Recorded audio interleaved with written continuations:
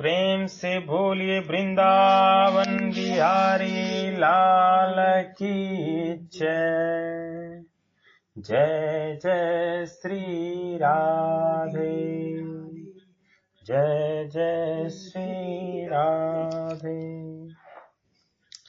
इस संसार में जीव बना हुआ आत्मा स्वयं मेरा ही सनातन अंश है, परंतु वह प्रकृति में स्थित मन और पांचों इंद्रियों को आकर्षित करता है, अपना मान लेता है। प्रस्तुत श्लोक में ममैवांसः पद में एव कहने का तात्पर्य है कि जीव केवल भगवान का ही अंश है, इसमें प्रकृति का अंश किंचिन मात्र भी नहीं है। जैसे शरीर में माता और पिता दोनों के अंश का मिश्रण होता है, ऐसे जीव में भगवान और प्रकृति के अंश का मिश्रण संयोग नहीं है, प्रत्युत यह केवल भगवान का ही अंश है। अतः इसका संबंध केवल भगवान के साथ है, प्रकृति के साथ नहीं। प्रकृति के साथ यह संबंध तो यह खुद जोड़ता है। शरीर जो है भगवान से संबंधित है, प्रकृति से बिल्कुल भी नहीं। मनुष्य अपने इंद्रियों के कारण इसको जो है प्रकृति के साथ जोड़ लेता है। प्रकृति के कार्य स्थूल, सूक्ष्म और कारण शरीर के साथ अपना संबंध मानता है।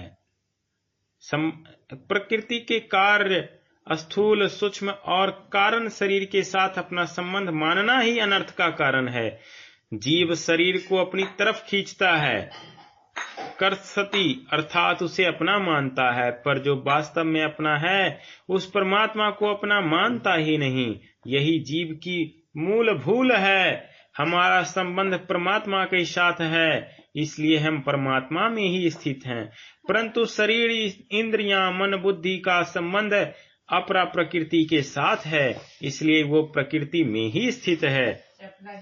शरीर के साथ हमारा कभी मिलन हुआ ही नहीं, है ही नहीं, होगा ही नहीं, हो सकता ही नहीं, और परमात्मा से अलग हम कभी हुए ही नहीं, होंगे ही नहीं, हो सकते ही नहीं।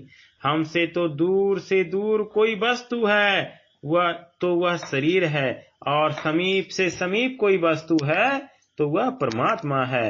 परंतु शरीर को मैं, मेरा और मेरे लिए मानने के कारण मनुष्य को उल्टा दिखता है, अर्थात शरीर तो समीप दिखता है, परमात्मा दूर। शरीर तो प्राप्त दिखता है, परमात्मा अप्राप्त।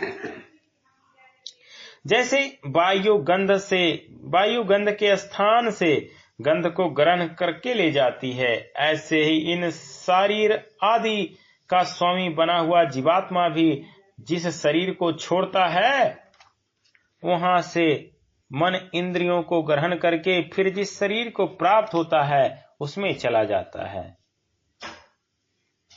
वास्तव में शुद्ध चेतन आत्मा का किसी शरीर को प्राप्त करना और उसका त्याग करके दूसरे शरीर में जाना हो नहीं सकता, क्योंकि आत्मा अचल और समान रूप से सर्वत्र व्याप्त है।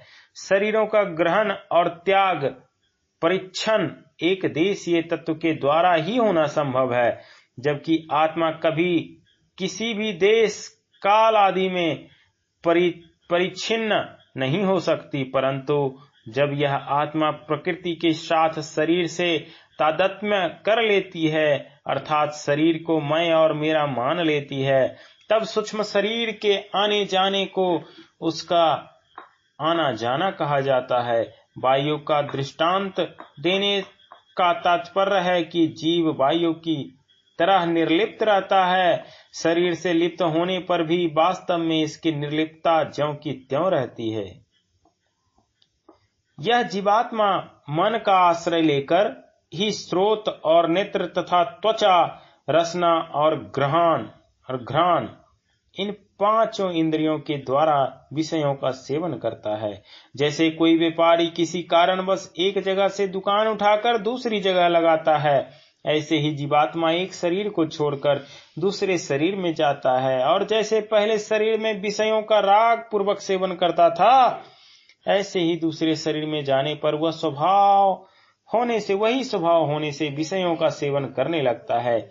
इस प्रकार जीवात्मा बार बार विषयों में आसक्ति के कारण ऊंच नीच योनियों में भटकता रहता है। कारण कि विषयों का सेवन करने से स्वयं की गौणता और शरीर संसार की मुख्यता हो जाती है, इसलिए स्वयं भी जगत रूप हो जाता है। शरीर को छोड़कर जाते हुए या दूसरे शरीर में स्थित हुए अथवा विषयों को भोगते हुए भी गुणों से युक्त जीवात्मा के स्वरूप को मूढ़ मनुष्य नहीं जानते। ज्ञान रूपी नेत्रों वाले ज्ञानी मनुष्य ही जानते हैं। शरीर को छोड़कर जाना, दूसरे शरीर में स्थित होना और विषयों को भोगना, तीनों क्रियाएं अलग अलग है, पर उनमें रहने वाला जीवात्मा एक ही है।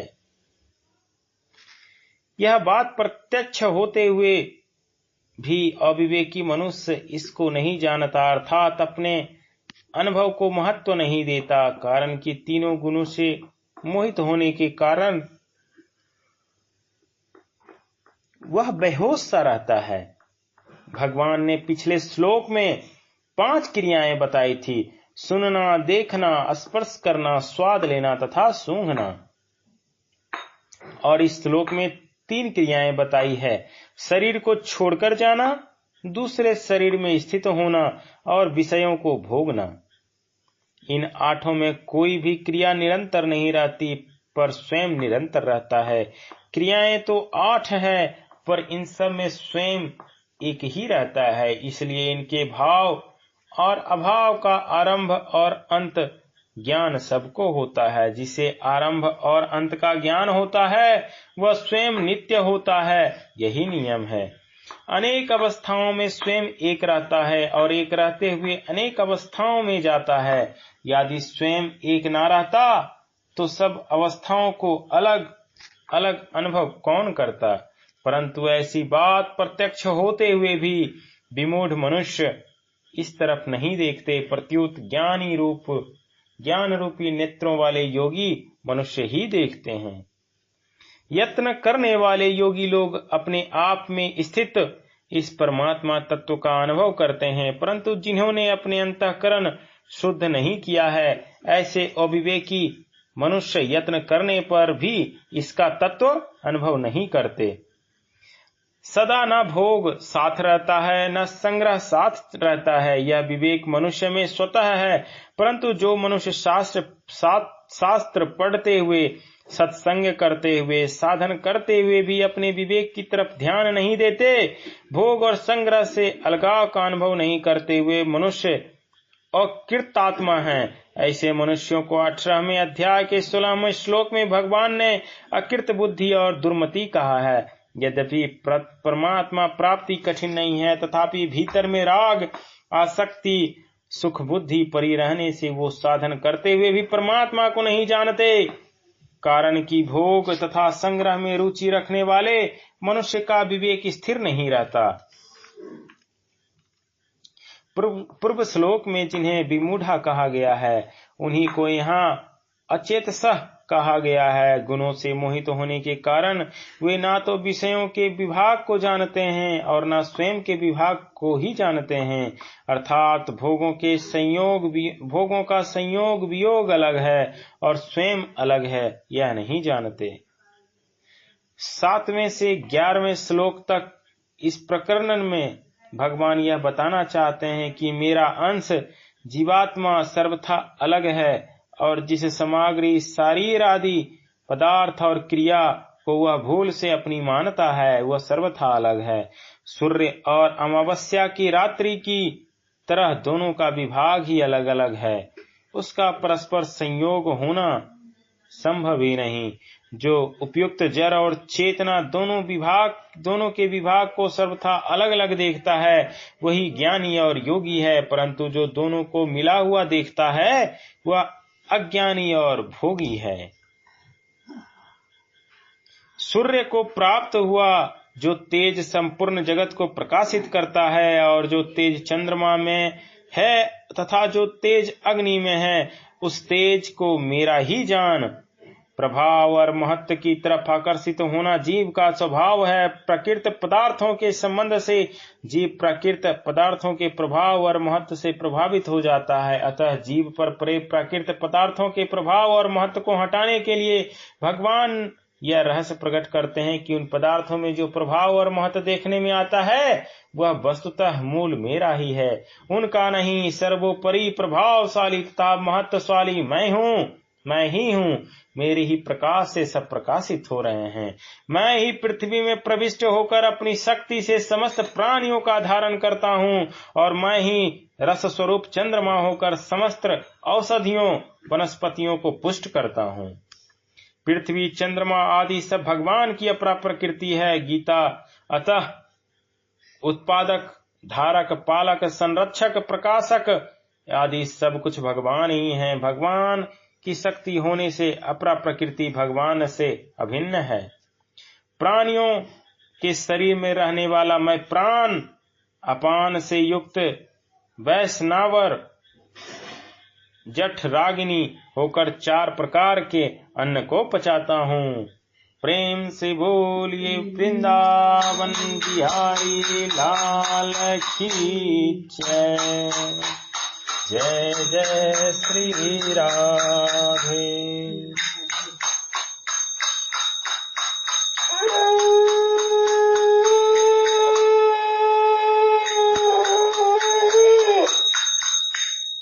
जय जय सीताराम।